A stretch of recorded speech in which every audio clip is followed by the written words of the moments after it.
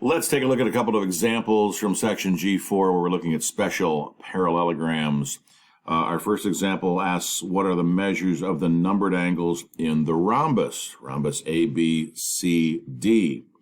So we have to use our properties of a rhombus as well as the properties of a parallelogram.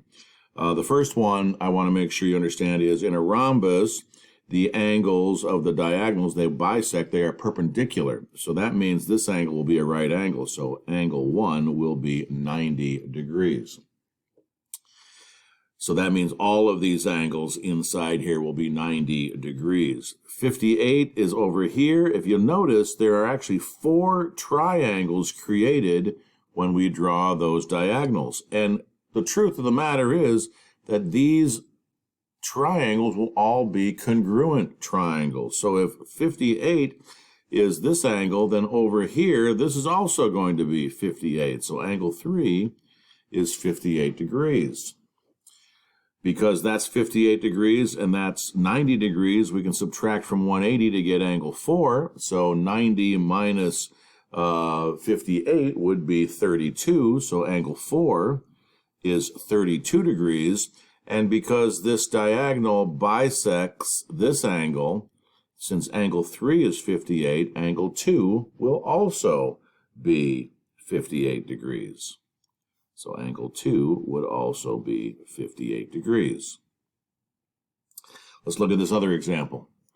In this rectangle, RSBF, SF, this diagonal, is 2x plus 15. RB, the other diagonal, is 5x minus 12.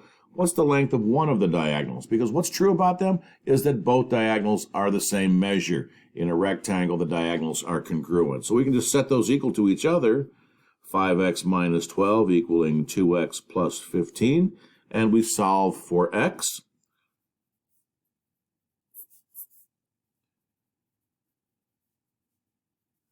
Add 12 to both sides. 3x will equal 27. Dividing by 3, x will be 9.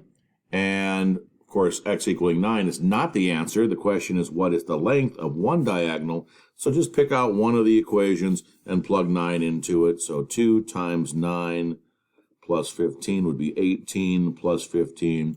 It looks like 33 will be the measure of one of the diagonals. And actually, it's the measure of either diagonal, so it doesn't matter. They're both 33. Also, you would know that, remember, they bisect each other, so this would be half of 33 as well. So we would know that each segments would all be half of 33. There's a look at your examples from section G4.